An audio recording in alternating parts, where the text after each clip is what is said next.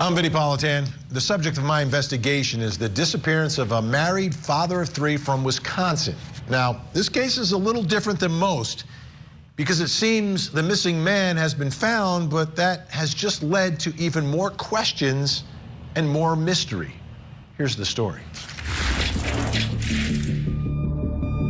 On August 11th, 44-year-old Ryan Borgwardt, a married father of three, went out by himself to go fishing on a kayak on Green Lake in Wisconsin. At 10:49 that night, he texted his wife that he was heading to shore. But when Ryan did not return home that night, his family became concerned. Law enforcement jumped into action and began to search for Ryan. At first, they found the overturned kayak with a life jacket attached. Then, a water bottle, a tackle box, and a fishing rod belonging to Ryan. Everyone thought the worst. Searchers began scouring the lake looking for Ryan, but he was never found. So as the investigation continued, law enforcement changed directions and began looking into Ryan's life. What they discovered was shocking. All the evidence seemingly pointing to a man faking his own death, moving money around, and communicating with a woman from overseas. All this leading to more questions about the mysterious disappearance of Ryan Borgwardt. I told you this story is different than most. You know, this happens every once in a while. The circumstances here are fascinating on one hand, tragic on another, and still I have a lot of questions. I want you to take a listen to the sheriff here. This is the sheriff early in the investigation talking about what was found.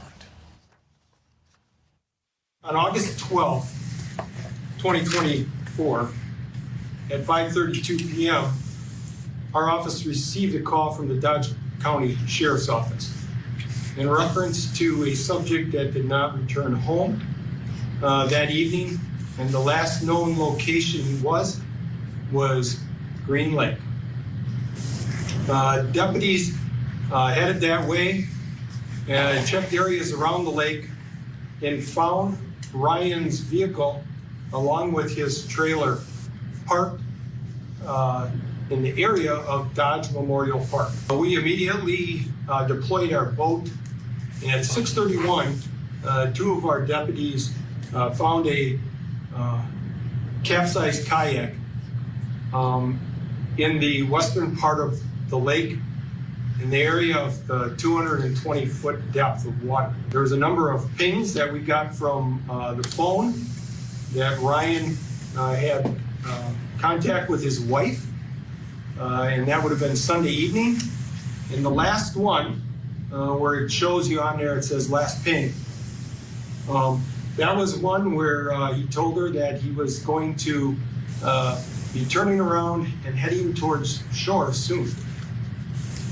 We then got another ping around 11:50-ish, and that was just the last ping that we got on the phone. So we started to search that area extensively, our patrol boats, the DNRs, and we continued to do that.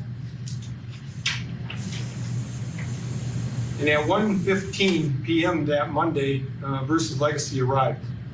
Our plan was to put him into the deeper end with his sonar, and that he would search that. We used side sonar in the DNR boat, in our boat, to do the shallower part of the lake. At around 9:30-ish, there were some boaters out there, and one boat with two fishermen on were casting along the bottom of the lake, and they come up with a fishing rod.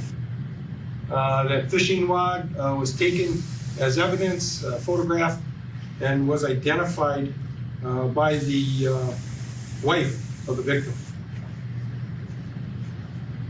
So we continued to search, figuring that could have been a point of interest. And at 3:45 that same day, Tuesday, we found, someone called and said that they found a tackle box The stuff inside that tackle box had a wallet and keys and a license belonging to Ryan. What a story, right? I mean, from everything, from all the looks of it, right? The kayak's turned over, they're starting to find pieces of his things, and yet they can't find him. They can't find him. But we know that he left. So that brings us to our first question, which is, how did he disappear? How did he get from point A to point B, wherever he is? Purportedly somewhere overseas. Joining me to help figure all this out, reporter for Scripps News Green Bay, who's been covering this investigation, Margaret Cahill is with us, and the diver in the search efforts to help find Ryan Borgwardt, Charles DeGroot is with us. Great to have you both here. Margaret, let me start with you. Well, before I get to you, I want to go through and take a look at a map so the folks at home have a better idea of what we're talking about here in terms of what his story was to police, because he's been in contact with police. He says that on the lake, he overturned his kayak and dumped his phone. So the phone is dumped in the lake, kayak's overturned, and then he says he got into a child-size inflatable boat and then floated to shore in this little, I guess you would call it like a little dinghy, right? Then this is the unbelievable part. Ryan then says he used an e-bike that he had stashed earlier to ride more than 70 miles overnight from the lake to Madison, Wisconsin. In Madison, he says he then got on a bus and went to Detroit. And then in Detroit, took another bus that took him north of the border into Canada. And then once he gets into Canada, he gets on an airplane to go parts unknown somewhere overseas. Margaret, explain to me the investigation, right? It's a missing man, and all indications are he's in this lake. So as the story progressed and changed, tell me like the reaction in the newsroom, the reaction in the community as this turned into something completely different. Yeah, it's really incredibly a shocking story. I started covering this back in August when Borgwardt initially went missing. They were treating it just as any missing persons case. And then after about a week or so, the sheriff said, we definitely think it was a drowning, and they were looking for his body. They were working with a nonprofit, Bruce's Legacy, scanning the entire lake with sonar.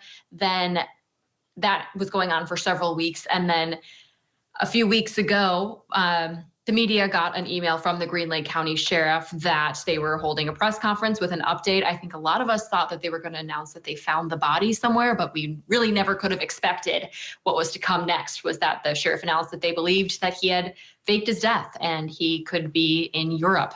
So that was obviously really shocking here in the newsroom. We were kind of all scrambling to readjust our plans. The community was really shocked too. Some people I talked to in the Green Lake community said that they were nervous to go swimming in the lake after he went missing because it freaked them out. But then they started to suspect that something fishy might be happening after he didn't show up for a few weeks. I guess just no one thought it would be this drastic of a situation. Extremely drastic. Charles, so describe for us the lake, the search, and what's going through your mind as you are trying to find this man who seemingly had some sort of a tragic accident. Yes, I heard about the story, and after a couple of weeks, they weren't finding him. So I sent a message to the sheriff's department. I said, if you need help with, diving the lake, happy to come up there. And it's a very deep lake. It's 235 feet deep. So being able to dive at those depths, I thought maybe I could help. So they said, yeah, you can come. And I brought one of my dive friends. His name is Carlos. We came up there on a Saturday morning. They were using cadaver dogs on boats to try to get a scent of a body. I guess it emits gases and they could pick up the scent on top of the water. So the boats got, those dogs got several hits. So the sheriff's department marked those locations, and we went down and We use DPVs, direct propulsion vehicles, and reels hooked onto anchors to maintain our exact positions. And we searched for many hours for 2 days straight. And then we did another dive later on that week at areas of interest that they had. But the dogs reacted on something. No one really knows why. But we did check those areas, and there was nothing there. There was also another location of interest. Keith from Bruce's Legacy was marking some spots, and there was some terrain issues where he wasn't completely sure that he had that area covered well. So we did some deeper dives in that area to find anything, and there was nothing down there. Now we kind of know why. Yeah. Well, let me ask you about that, Charlie. What's your reaction as being one of the people of the community who's like stepping forward to help, and now finding out that this was something else, that this was a guy who was just trying to get out of Dodge and walk away from his life? Yeah, I mean, there's a part of me that's like, it's very angry because it's not a very nice thing to do, of course. But there's another part of me that says, something in this guy's life drove him to do something of this magnitude. And that I just have a level of sympathy. Like, what in the world could make someone do something like this? I just don't understand it. But I mean, I'm just thankful we had the opportunity to put the time in. I would do it again. But as far as any feelings toward the whole situation, it's like anyone else. We're just, we're shocked. And Margaret, as this investigation is going on, there's no indication that this guy had done all these things. The dinghy boat, the e-bike. I mean, this is some great escape that he made. Yeah, that's what he told the sheriff's office happened. He described how he was able to get away with this. I don't know at this point how much they have confirmed those details of the story. We do know that Borgwardt had purchased an airline gift card prior to his disappearance. Maybe he used that when he got on the plane in Canada. There's a lot of unanswered questions still, and a lot of what we know right now is things that Borgwardt himself has told the sheriff's office. And you make such a great point, Margaret, right? That, like, based upon what he has done here, you really can't take this guy at his word. Has there been any reaction? Have we heard from friends and family? Yeah, Borgwardt's family has been largely quiet. The sheriff has been communicating with them and says that they are devastated working through this. His family does want him to come home still. We haven't heard from them directly. They're not talking to the media. We also haven't heard from his neighbors in Watertown. Apparently they didn't really know Borgwardt and his family very well, but we have heard that the community has been supportive of their family, and it seems like they just want their dad home. Yeah, and it seems that maybe not everyone knew Borgwardt that well. If you're planning and plotting something to this extent, driving those 70 miles. Charlie, from your perspective, having been out there at the lake, the fact that he took a dinghy, you didn't come across anything like that, right? I mean, because part of his story is that he takes this other boat to get to the shore.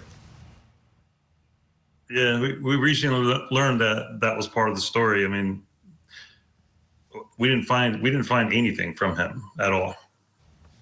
Charlie DeGroot? He was... Go ahead, finish that thought, Charlie. I'm sorry. No, it's just, everything that was found, clearly now we know was staged. So it just changes, all the effort that went into the dives, the depths, the decompression stops, all that stuff. None of that, it was all set up. Like, we were completely played. Unbelievable. That being said, I would do it again if we were asked. Absolutely. But still, I mean, you look back, that speaks volumes about you and the community. Charlie DeGroot, thanks so much. Margaret, I'm going to speak to you again. Coming up next, why? In my apartment, I am safe, secure, no problem.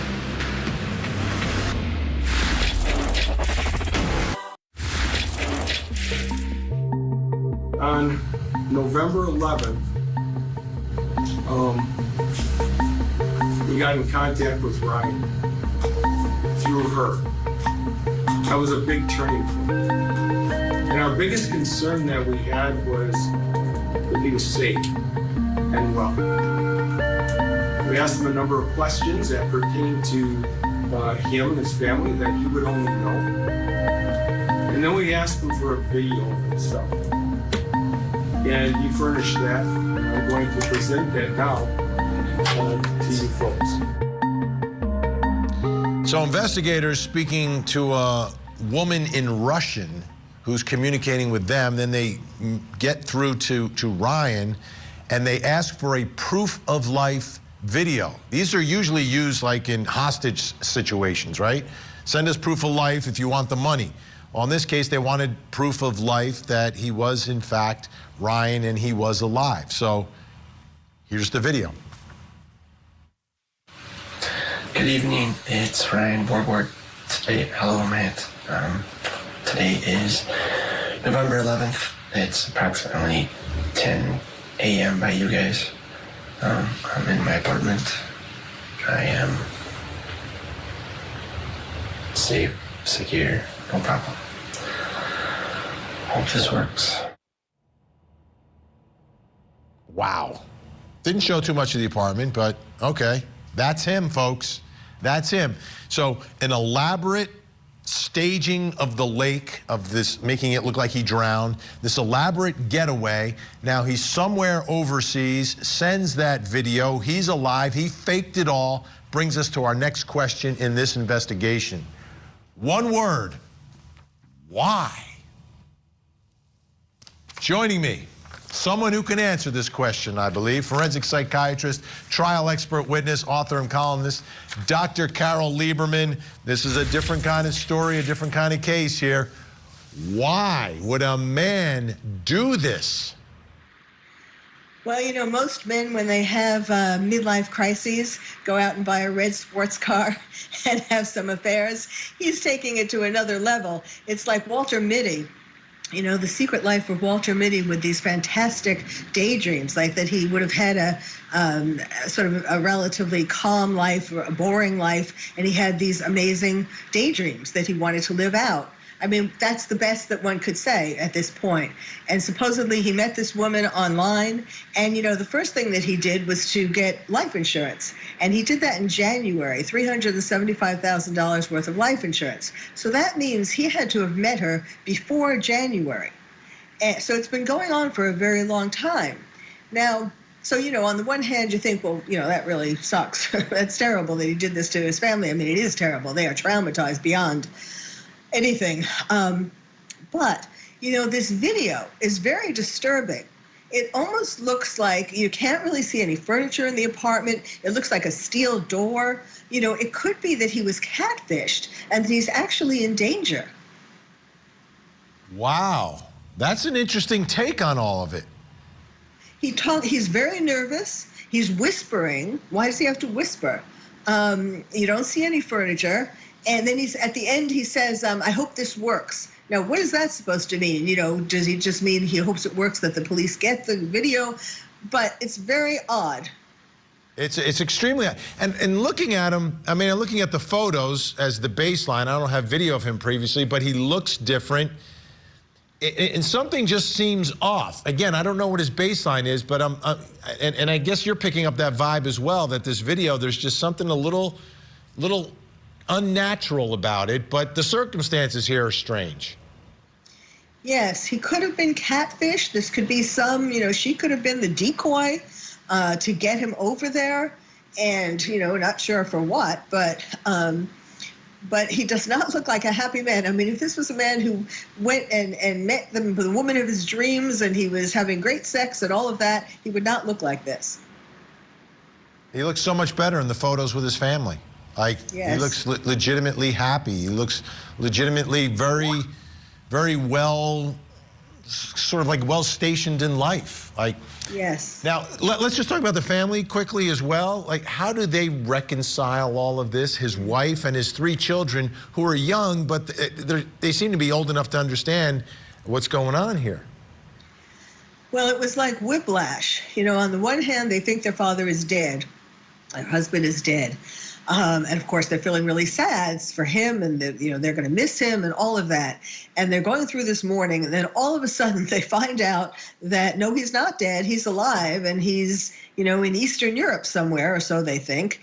And he doesn't seem to be wanting to come home. I mean, that is what hurts even more. It's not like he's saying, "Oh my God, I made a mistake. I came here. It was stupid. I'm coming home." That's not what he's saying. And it's. So if he had passed away, that's traumatic, but then the whiplash effect, as you described, now all of a sudden, well, Dad doesn't want to be here. My husband, my life partner doesn't want to be here. But what we've heard is that they want him to come back. Yes, but I mean, it's a tremendous betrayal. I mean, they have gone through such emotions, as they find out more and more. It's an incredible betrayal. And, one of the strange things he said was that for why he, is not rushing to come home, is that because he thinks the town will be very much against him. I mean, you're not thinking about your wife or your children. You care about the townspeople. Exactly. Dr. Carol Liebman, great to have your insight on this very different story. Great to see you. All right, folks, we got more to get to. I'm Vinnie Politan. We'll keep digging for answers as the investigation continues.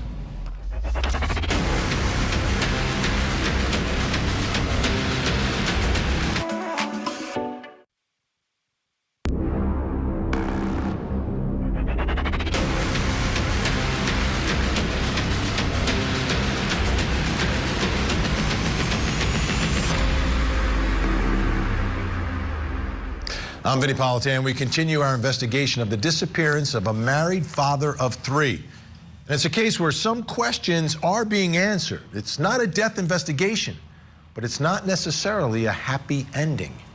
Here's the story. Ryan Borgwardt headed out on a solo fishing trip on Green Lake in Wisconsin. The married father of three texted his wife that he was heading to shore, but Ryan never made it home. So when investigators started searching, it seemed like something happened to him when his kayak was found overturned. However, when investigators could not find a body, they started to question this fishy fishing trip story. What they uncovered appears to be the case of a man faking his own death to head overseas to start a new life with a new woman. And now, as more facts and details have been uncovered, it is leading to even more questions in this mysterious disappearance. This story, we've seen similar stories in the past, but none quite like this. Like, everything was pointing in one direction. Like, the kayak is overturned. Oh, I'm heading into shore. Then gone in the wind was this man. I want you to take a listen to the sheriff here from Green Lake, Wisconsin, talking about when this investigation changed courses. October 4th, which was a Friday, I met with Keith from Versus Legacy. And he said to me, Sheriff, I've done a lot of searches. And I can't find him. He said, we searched and we searched. The expertise of Keith Cormacan of Bruce's Legacy cannot be overstated. His dedication and persistence in searching efforts was unmarkable. And finally, his confidence that he could not find a body in the western part of our lake drew us in a direction that we were not looking. And that direction went from finding a man in a lake to taking a look at this man's life to find out where on earth he went and what was going on in that life. This all brings us to our next question in our investigation, and it's about the investigators. How did they track him down? Let's bring in our guest. Joining me, reporter for Scripps News Green Bay, who's been covering this investigation. Margaret Cahill's with us, and retired FBI special agent with 20 years of experience executing searches, many of them in the water. Bobby Chacon is with us. Great to have you both here. Margaret, I just want to get the timing of all this. He's talking about October 4th. So is it about 2 months into this that everything sort of changed for investigators? Yeah, about 8 months they had been, or excuse me, 8 weeks they'd been searching the lake.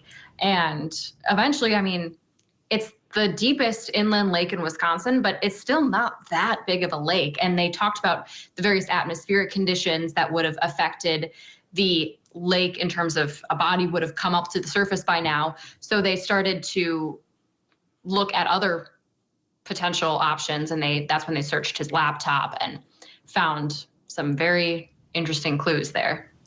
Bobby Chacon, what, in all your experience, have you ever had a case quite like this where searching for a victim of an accident or maybe foul play and he's nowhere to be found and you are certain that body is not in that body of water? Not exact. Well, yes, I've done searches where I've searched lakes and rivers and said what you're looking for is definitely not here. We know that.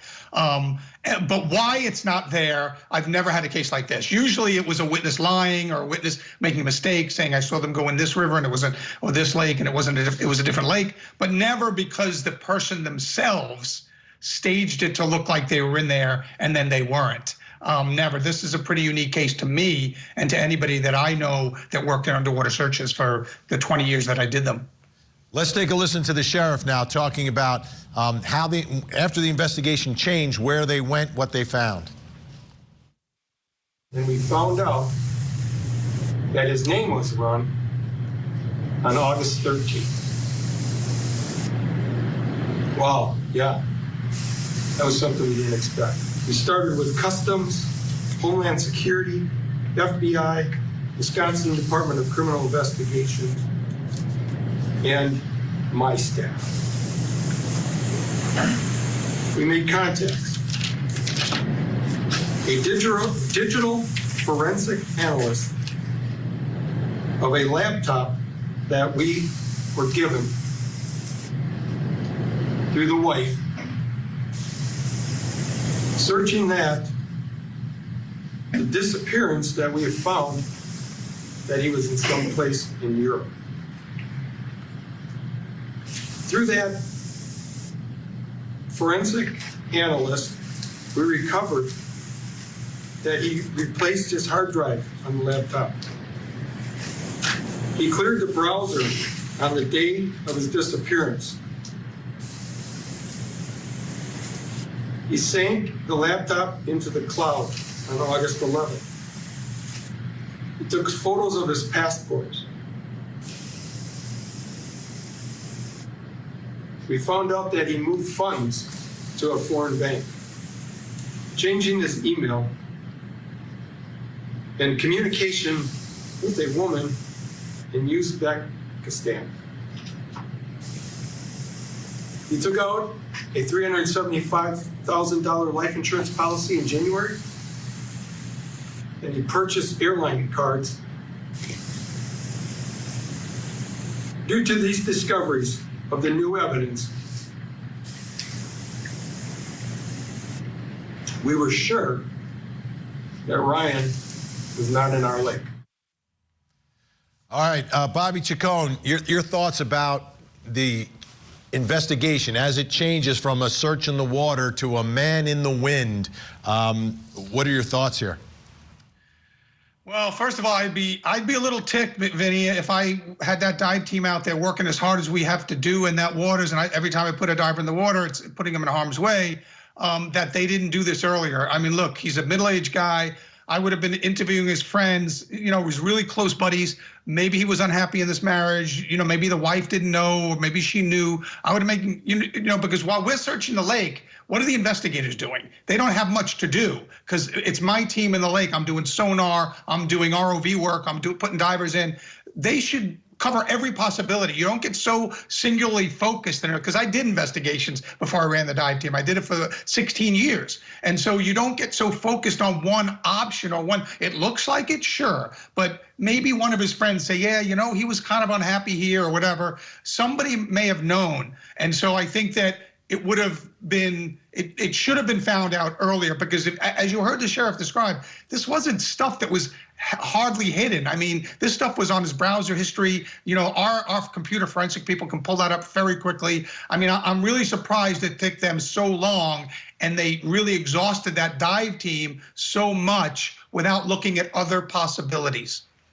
And I guess he thought he could cover his tracks by erasing part of his browser history and hard drive, but they found stuff in the cloud. And again, it seemed like it was pretty ordinary to find that. It wasn't that challenging. Margaret, how about the search for him now? Like, do they know exactly where he is? Do they suspect where he is? Or how is the status of that? That's still the big question here. Where is he? We know he's definitely not in Green Lake. He's not in the country anymore. The sheriff's department believes he's in Eastern Europe. In that video that he sent to law enforcement, he said that he was in his apartment. We're still trying to figure out where that is and what's going on. I know the sheriff has said that the sheriff's office has been in contact with Borgwardt nearly daily. They're pleading with him to come home. I think ultimately it'll be up to Ryan Borgwardt himself when and if we learn more about his whereabouts. So, Bobby, what are your thoughts about law enforcement at this point? Should they, he's in Europe somewhere, are they going to look for cooperation, or are they just going to keep contact with him? How does it go from this point forward? Look, basically, then you know this. I mean, they got to talk to their prosecutors and say, do we have a crime to prosecute? Do we want to spend resources on this? Because it's expensive on an international investigation. So what crimes has he committed? And are those crimes egregious enough to justify the expense that it's going to take to continue this investigation? Are you going to, is the prosecutor's office going to prosecute? Is the prosecutor's office going to condone us doing this very expensive, big international manhunt? So what are you going to charge him with? That's what you have to start with. And then you figure what you're going to have to charge him with, or what you can charge him with, what they will charge him with, and does it justify the expense that the investigation is going to incur? Yeah, because this is a guy who's basically walking away from his life, walking away from his family, walking away from his children. Right. That you're allowed to do that, as horrible as it is. You're allowed to do that.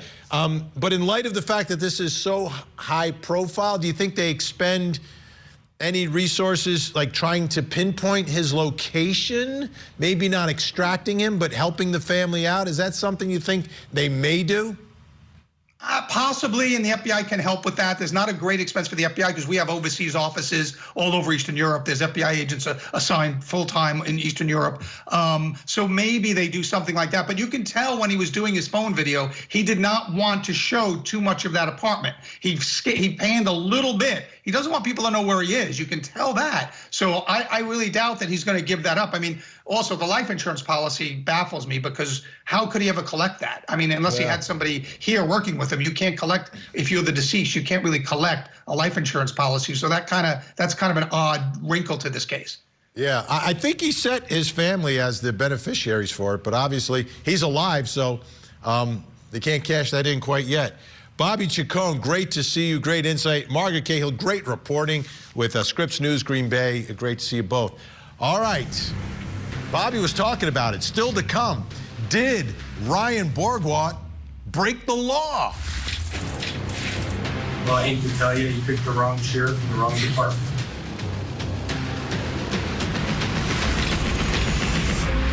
There are lots of cases that we'd like to look at.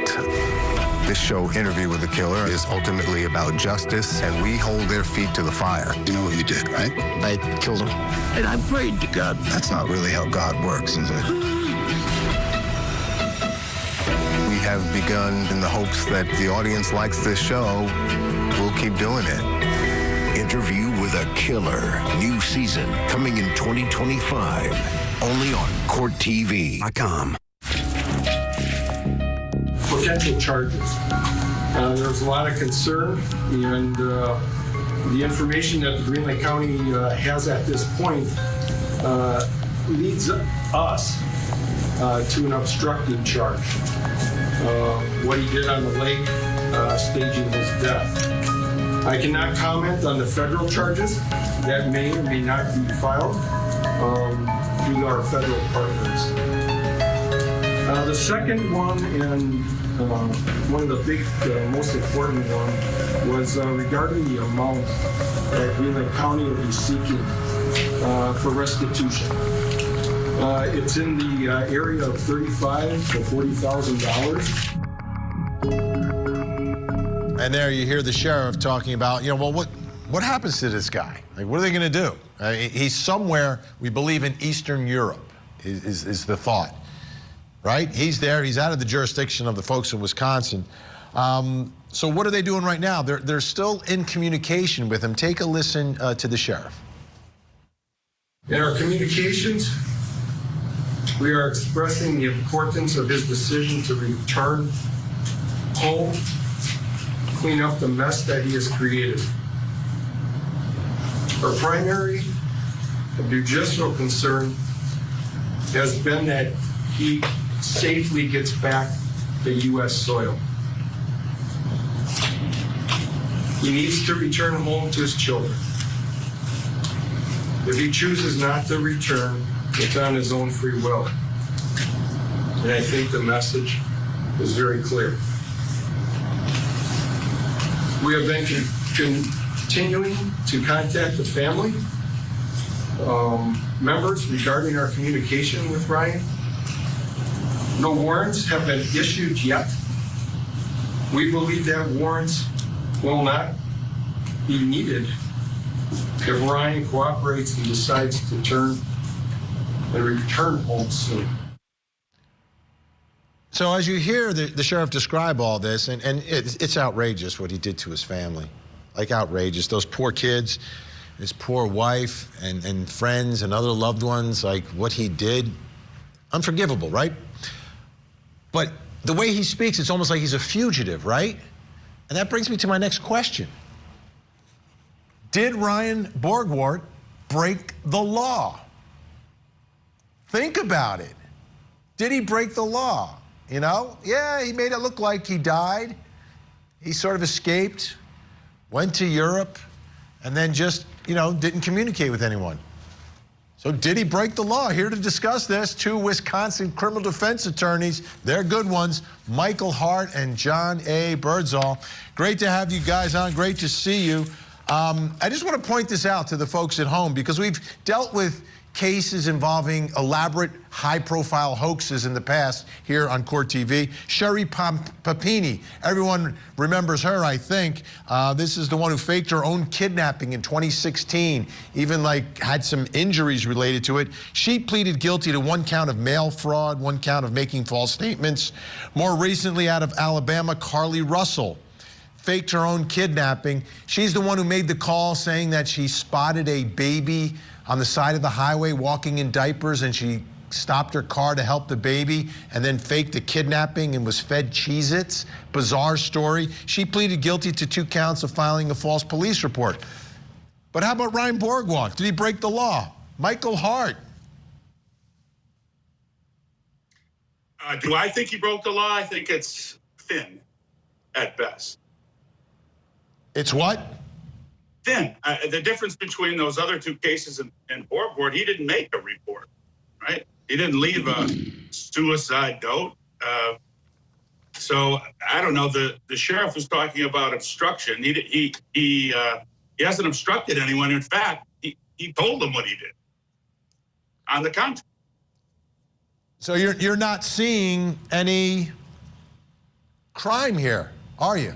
Well, I would say if he has any legal jeopardy, it might be related to how he acquired a replacement passport. And if he lied or misled on that, perhaps there's some exposure there. But I don't see much on just him disappearing. It's a family matter, and whether he comes back or not, frankly, not a legal concern, other than the $40,000 that he likely owes, at least morally, the community for expending the efforts and resources and trying to find him. Yeah. Hey, John, how do you see this one? Well, I think there's a number of, first of all, there's a lot of unanswered questions. For example, how much money was transferred, whose money was it, did his wife know? But that aside, I think that he could be facing obstructing because the statute in Wisconsin does include, quote, knowingly placing physical evidence with intent to mislead the officers. So he clearly did that, but that's a misdemeanor, Vinny. So the question now is, now that they know him, they know where he is, are they going to expend all of these resources to bring somebody back from Eastern Europe? The other thing that possibly could be charged would be attempted insurance fraud for this. And again, the question will become, what did the wife know? You know, that was one of the things that has sort of been very silent in terms of law enforcement. And so, you know, there's just too many open questions here. But the most that the state really has on him right now is obstructing. And the insurance fraud would be probably questionable at best, you know, and as far as federal charges go, you know, maybe you could try and make out a tax evasion sort of thing, but I'm pretty sure the prosecutors in the Eastern District of Wisconsin have bigger fish to fry.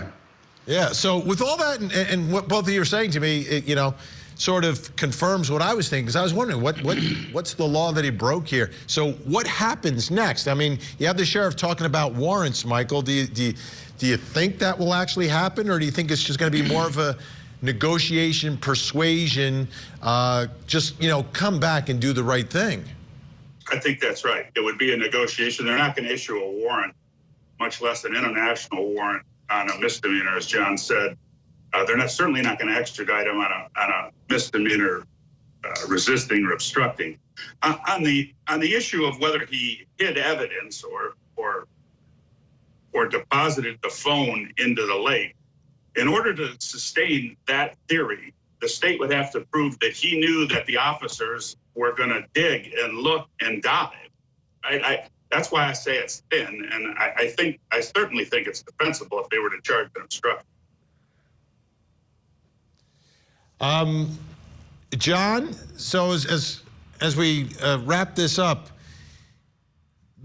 the money, is that something, like, to actually get him back? To me, it's a negotiation. If he thinks he's going to have to pay all this money and may get arrested for something, that's less of a reason for him to come back. Do you think they kind of use that as a bargaining chip and say, listen, come, and nobody's going to charge you with anything?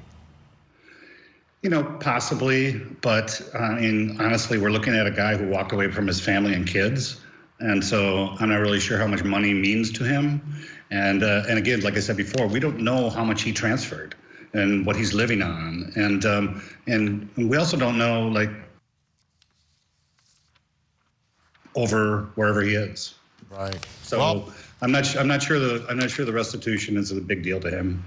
John Berzo, Michael Hart, great to have your insight tonight. Thank you both so much. Now, there are obvious reasons for outrage here. First, for a man to fake his death is nothing but cruel, absolutely cruel to his wife and children.